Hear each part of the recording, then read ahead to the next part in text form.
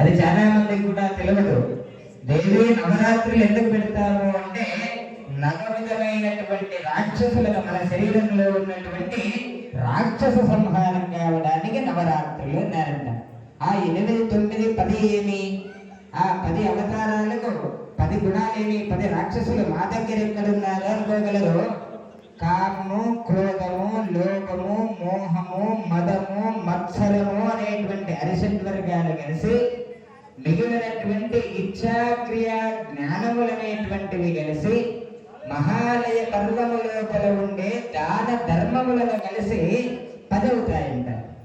ఆ 10 విధమైనటువంటి రాక్షసులను సంహారం చేయడానికి అంతర్గతము లోపలనే, అంటే మనకు తెలియకుండానే మన శరీరములోనే ఉన్న ఆ 10 మంది రాక్షసులు ఎప్పుడు నాశనమవుతారు అంటే శరన్నవరాత్రి లోపల అమ్మవారిని ఎవరు నామస్మరణ చేస్తారో, ఎవరు నమస్కారం చేస్తారో అటువంటి వారికి